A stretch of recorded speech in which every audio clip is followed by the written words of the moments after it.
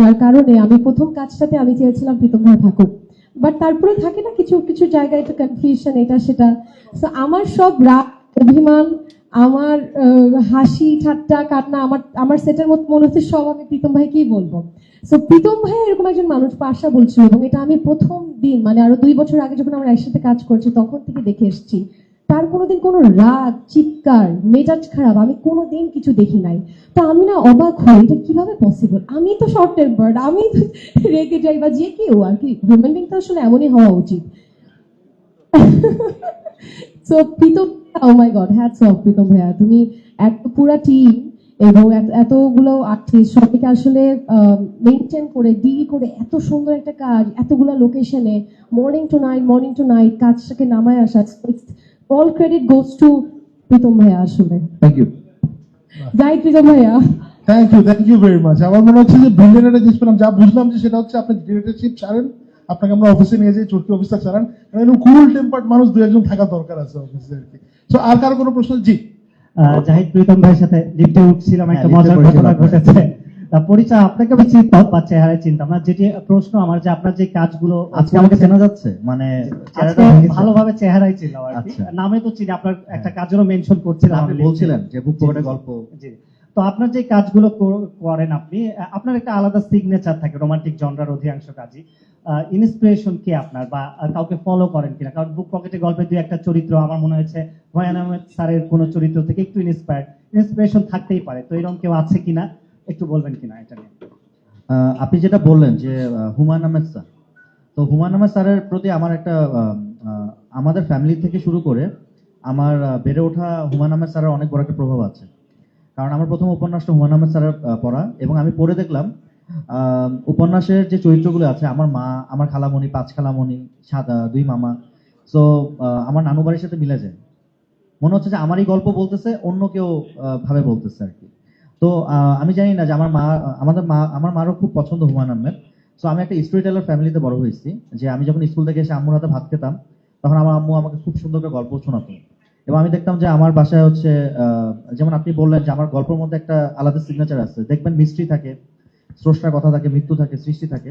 তো আমি ছোটবেলা থেকে আমার মায়ের কাছ থেকে এমন একটা স্টোরি টেলিং এ বড় হয়েছি যে আমি সাহাবিদের গল্প জানতাম, মহানবীদের গল্প জানতাম, এবং বিভিন্ন রুমি কবিতা থেকে পড়ে বড় হয়েছি।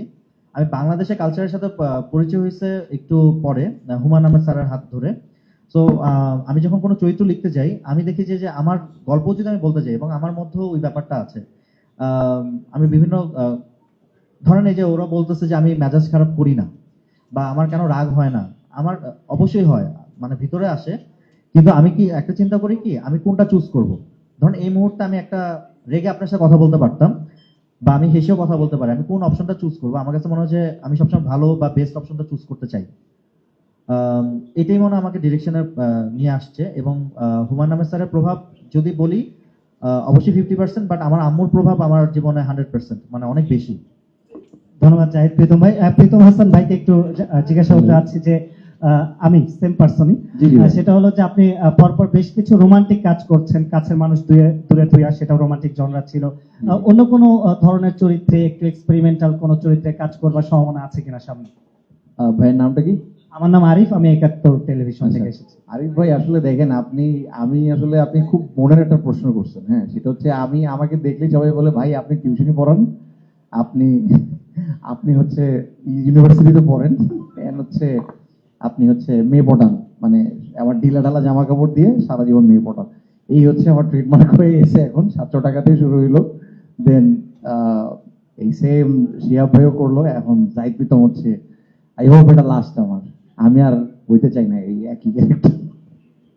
আচ্ছা, জাস্ট জোকস অ্যাপার্ট, আসলে এটা হয়েছে কি, যেটা হচ্ছে যে আমরা এই যে গল্পটা, পুরো গল্পটা, এটা কিন্তু খুব, আমরা যেমন হচ্ছে কে ড্রামাতে অনেক কিছু থাকে, সাউথের মুভিগুলো অনেক কিছু থাকে, আমাদের না আসলে বাঙালিদের অনুভূতি, তাদের ওয়ে অফ লাভ, তাদের ওয়ে অফ এক্সপ্রেশন, একটা রিলেশনশিপ, কিংবা আপনি যদি বলেন আসলে সম্পর্ক কিভাবে হয়, এত ইনক্রেডিবল হিউম্যান একটা গল্প, এটা আপনারা দেখলে বুঝতে পারবেন। এবং আমি দেখতেছিলাম যে আসলে সেম ক্যারেক্টারই আমি করতেছি, সেম আমি দেখতে পাচ্ছি অনেকগুলো আমার অন্যান্য মানে আগের অনেকগুলো ক্যারেক্টার শেড আমি দেখতে পাচ্ছি, কিন্তু গল্পটা এত অসাধারণ। আমি আপনাদেরকে একটুকু প্রমিস করতে পারি, আপনারা আপনাদের পরিবারের সাথে চমৎকার একটা গল্প দেখতে পারবেন।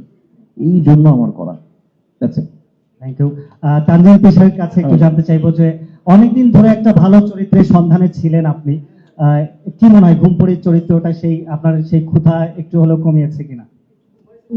আমাকে সবাই একটা কথা জিজ্ঞেস করতো, অনেকগুলো ইন্টারভিউ বা আমি ইন্টারভিউতে জিজ্ঞেস করতো যে কেন চরকির সাথে এখনো কাজ হচ্ছে না। সো আমি আসলে সবাইকে বলতাম আমি খুব ভালো একটা গল্পের অপেক্ষা করছি।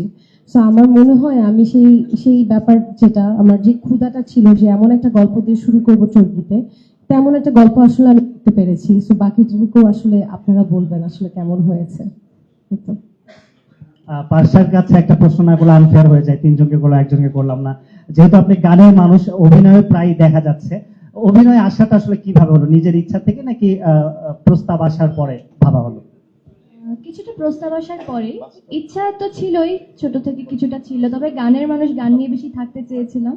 তবে এখন দেখছি এই সাইডেও আমার কিছু ফ্যান বেজ আছে, সবাই পছন্দ করছে, নতুন কাজ করলে দেখতে চাচ্ছে, তো এই জন্যই করা আর কি। Hello hello hello. এবার এই মাইক্রোফোনটা কেউ নিয়ে যান। আচ্ছা, আমি বুলবুল ফাহিম, কাজ করি সমকালে।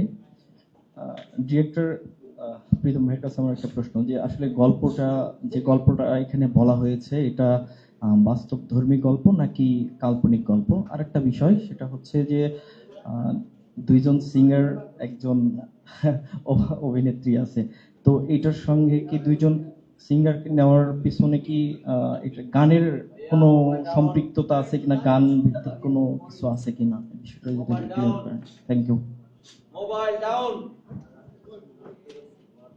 ওকে, প্রীতম ভাই ক্যারিয়ান। আচ্ছা, খুব দুইটা সুন্দর প্রশ্ন করছেন যে গল্পটা কাল্পনিক কিনা। তো আমি হচ্ছে এই উত্তরটা দিয়ে দিয়েছি অলরেডি, যে আমি হচ্ছে সত্যের মাঝে মিথ্যা মিশাই গল্প বলার ক্ষেত্রে। কিছু সততা থাকতে হয়, নিজের জীবনের গল্প থাকতে হয়, তাহলে না ওই গল্পটা আপনাকে কানেক্ট করবে, অডিয়েন্সে কানেক্ট করবে, আমি বিশ্বাস করি। সো আমার গল্পগুলি যেহেতু আমি ইউনিক স্টাইলে বলার চেষ্টা করি, সো গল্পটা কাল্পনিক এবং আমি সেই গল্প বলার চেষ্টা করি, আমি সত্য ঘটনা থেকে ইন্সপায়ার্ড হয়ে এমন একটা গল্প বলার চেষ্টা করি যে গল্পটা আসলে এরকম হলে খুব ভালো হতো, বা এরকম যদি হতো, এরকম মনে হয় না। সো আমি এই গল্পটাই মানুষের দেখা যায়, যেমন বুক পকেটের গল্প, লাস্টে সবাইকে আমি মিল দেখালাম, এরকম নাও হতে পারতো, তাই না? এটাই তো একটা কল্পনা, যে ব্যাপারটা যাতে সুন্দর হয়। এই জন্য আমি চেষ্টা করি যে আমার গল্পের মাধ্যমে সত্য বলবো অবশ্যই, তবে কিছু কল্পনা মিশাবো, যেটা করলে একটা জীবন সুন্দর হয়, একটা ভালো মানুষ ভালোবাসা সম্পর্কে একটা মেসেজ পাবে। সো এখান থেকে আমার গল্প বলার, আসলে আমি গল্পটা বলতে চাই সবসময়। আর দ্বিতীয় প্রশ্নটা যে দুইটা সিঙ্গার নেওয়ার কারণ কি, আমিও কিন্তু গানের মানুষ, মানে আমি গান খুব ভালোবাসি, শুনতে ভালোবাসি। ইভেন আপনি আমার ফিল্মগুলি দেখবেন, মিউজিকের অনেক বেশি একটা প্রভাব থাকে। সো মিউজিক টেস্ট এবং মিউজিক ডিরেক্টরের সাথে কাজ করলে আমার মাথা, মানে তার মাথা নষ্ট হয়ে যায়, কারণ আমার টেস্ট না হওয়া পর্যন্ত আমি কাজ ছাড়ি না, বা অনেকবার আমি ডেডলাইন মিস করছি কাজের। সো আমার গান খুব পছন্দ, এবং প্রীতম ভাইয়ের গান আমার মানে খুব পছন্দ। হ্যাঁ, সো প্রীতমের গান যখন পছন্দ, পার্শ্বর গান পছন্দ, কিন্তু গানের মানুষ চুজ করার পিছনে আরেকটা কারণ আছে। আমি যে কোনো মানুষকে নিয়ে অ্যাক্টিং করাই দিতে পারি, এটা আমার বিশ্বাস আছে, যে আমি খুব সুন্দর করে ব্রিফ করতে পারবো। কিন্তু গানের মানুষদেরকে নিয়ে একটু কম হয় কষ্টটা। কেন হয়? ওরা তো অভিব্যক্তি দিয়ে কথা বলে, ওরা গানের মধ্যে অভিব্যক্তি মিশায়, গানের ভোকাল আর্টটা খুব ভালো জানে, ভয়েসটা সুন্দর হয়। আমি অভিব্যক্তি আর ব্যক্তিত্ব আর হচ্ছে গলার ভয়েসে খুব প্রেমে পড়ি সবসময়। সো আমি আমার আর্টিস্টদেরও প্রেমে পড়ি, এবং প্রীতম, পার্সা, তানজিন, তিশাপু সবারই খুব সুন্দর ভয়েস, ব্যক্তিত্ব, অভিব্যক্তি, এই জন্য ওদেরকে নেওয়া হয়েছে। এই তো। আমার একটা প্রশ্ন ছিল, সেটা হচ্ছে যে দুইজন প্রীতম ভাইয়াকে দেখেছি সেম কালারের আজকে পরে এসেছেন, এটা কি কাজের ক্ষেত্রে একটা মিলবন্ধন থেকে নাকি প্রি প্ল্যানিং? বলেন, আপনি বলেন, সমস্যা নেই, শুরু করেন, ডিরেক্টর সাহেব শুরু করেন প্লিজ। আচ্ছা, এই ব্যাপারটা আমিও খেয়াল করছি। আপনি মেয়ে তো না? আপনার নাম কি আপু? শ্রেয়া ভাইয়া। হ্যাঁ, আমি আমার একটা মেয়ে হইলে কি জাস্ট না না মেয়েদের সম্পর্কে একটা আমি অবজারভেশন দিই। আমার মেয়েরা খুব সূক্ষ্ম হয়, মানে ছোট ছোট ডিটেলিং ওরা খুব দেখে। সো এডিটর, আমাদের এডিটর মেয়ে নাই, না কিন্তু না, আমরা যতটুকু জানতাম শ্বেতা আপু হচ্ছে প্রীতম ভাইয়ার ড্রেস কোড গুলো চুজ করেন, যতটুকু জানতাম। তো সেই ক্ষেত্রে আসলে আজকের ব্যাপারটা কি এটা জানতে চাচ্ছি। বিশ্বাস করেন আমার আমার ওয়াইফ আসলে ও হচ্ছে আমাদের তো হচ্ছে অনেক বাসায় অনেক পেটস আছে, তো ওদের নিয়ে দৌড়দৌড়ির ভিতরে ছিল। আমি কাজ করতেছিলাম এন্ড দেখেন সেখান থেকে ডাইরেক্ট চলে আসছি। আমার এই জন্য আজকে আসার পর নিজেকে খুব অসহায় লাগছে, স্পেশালি টিচার বাসে। দেখতেই পাচ্ছেন একদম আমাদের শুটিং এও একদম সুন্দর করে পরিপাটি হয়ে আসতো, এবং আজকেও সে পরিপাটি হয়ে আসছে। পাশাও চমৎকার লাগতেছে, কি সুন্দর একটা শাড়ি পরছে। মাঝখানে